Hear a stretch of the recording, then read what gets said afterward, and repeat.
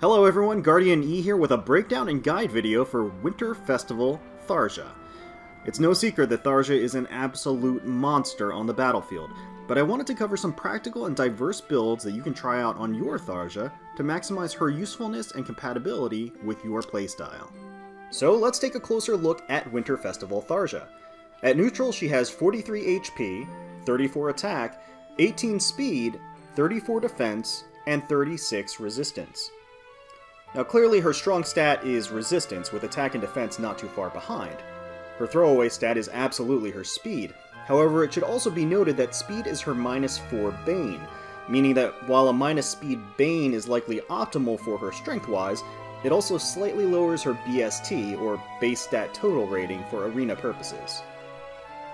So what's so special about Winter Festival Tharja? Well, for one thing, she's a rare class of armored mage, of which there's only one other character in the game, Halloween Henry. Her out-of-the-box kit is actually pretty amazing. Every batch of new units, there's usually at least one that has a full kit of excellent skills, and this time around, it's Tharja. Along those lines, she's the only unit with red tome valor, which is a saving grace for those of us who are trying to grind SP on their red mages.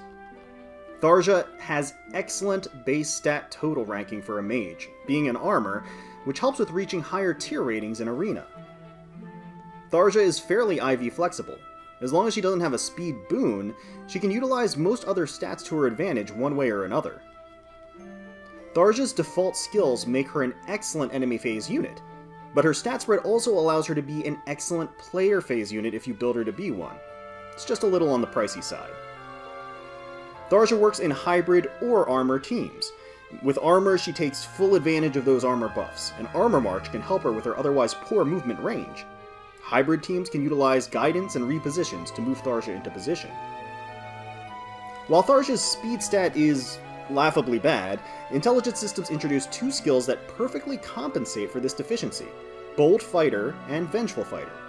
The fact that she has this low speed means that those valuable points get distributed elsewhere, to more pertinent stats. So let's take a look at some example builds. First up is a low-cost build that simply supplements her already powerful role as an enemy phase unit. Pivot works great on hybrid teams, whereas Swap can be useful on armor teams to maintain formation. Replace her Iceberg with either Glacies or Ignis, depending on your IVs. Glacies if you have higher resistance, and Ignis if you have higher defense. Vengeful Fighter synergizes better with the higher cooldown, higher damage special, since it adds to the cooldown charge and guarantees a follow-up. Considering Tharja's above-average resistance, she can comfortably run Attack Ploy to give herself a bit more bulk when tanking hits. Close Defense 3 for the seal rounds out the overall enemy phase build. Alternatively, you can run Ether as the special. While it won't proc on the first tanking encounter, it will allow her in the next initiation to begin with Ether, and allow her to heal back up the HP that she needs to stay in Vengeful Fighter range. If you're keen on making Tharja your dedicated cavalry counter, you can run Keen Rotterwolf with the anti-cavalry upgrade path. The rest of her kit can stay mostly the same, except for swapping out her special for either Ignis or Glacies, and swapping out her C-skill for Attack Ploy to help her tank the onslaught from most variations of Brave Lyn, whether Mula Gear, Brave Bow with Quick Impulse and Moonbow, and even Fire Sweep Bow. Unfortunately, the build relies on Ward Armors or a single Fortify Armor to be able to tank through Reinhardt. Next up, we have a Rauder Owl build. Now this is an enemy phase build with a focus on extremely high survivability. The Owl Tome is best used within an Armor Emblem team, stacking Ward Armors on top of Tharja. A plus defense tome path increases her overall survivability against both melee and ranged units, and it enhances the overall damage output from Ignis or Glacies proc as well. Close Counter is her default A skill. Its high SP cost improves your arena score and allows her to counter from any range. Vengeful Fighter is required to proc her special while tanking hits.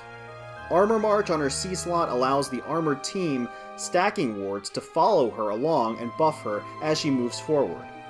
Attack Ploy to debuff approaching enemies furthers her survivability and keeps her in the Vengeful Fighter range. And since this build is focused so much on survivability, Ether is also a great option for her special, as it allows her to proc and heal every other encounter, making her somewhat self-sufficient. And last but not least, an absurdly expensive player phase build. This involves completely reworking Tharja's skill set and replacing them with valuable 5-star locked skills. However, despite the investment cost of this build, its strength cannot be overstated. This build utilizes the full offensive power of the Blade Tome. Since Tharja's speed is a non-consideration, the name of the game is increasing attack on player phase, plus attack IVs, Death Blow for the A slot, Attack Seal, and Res Ploy for the C skill. Bold Fighter in the B slot from Christmas Lissa ensures that Tharja doubles regardless of speed or health threshold. Properly buffed, this Tharja can eliminate a whopping majority of the cast without breaking a sweat, especially if that Res Ploy procs. With Hone, Fortify, and Goad boosts, Winter Festival Tharja reaches a ridiculous 93 attack on initiation, times 2. Which is also why I recommend running Draconic Aura on this build, as it outdamages Iceberg with even just 1 Hone armor activated. A cheaper and more defensive variation of this build can keep the close counter and keep the Vengeful Fighter, allowing her to counter KO the first enemy that dares to touch her. So who pairs best with Tharja? Well, the short answer is armors. Tharja loves armors, and armors love Tharja. Armor buffs, armor march, close-knit positioning, this is probably where she shines best. So powerful armors opposite the weapon triangle like Effie, Hector, Amelia, Halloween Henry, and Jacob, and the new Christmas units, Crom, Lissa, and Robin, are all extremely good pairs with Tharja. If you're running a full armor team with Armor March, the assist slots can be changed to reposition to take advantage of the superior movement.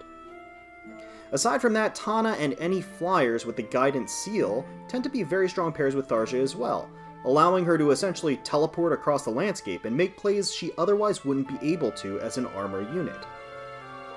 And that concludes my short breakdown and build guide for Winter Festival Tharja. I hope you found it somewhat helpful, and if you did, please feel free to leave a like and subscribe. If you have any fun and unique builds for Tharja, please leave them in the comments below. I'd love to see what you guys come up with. Thank you so much for watching, and until next time, protect those skies.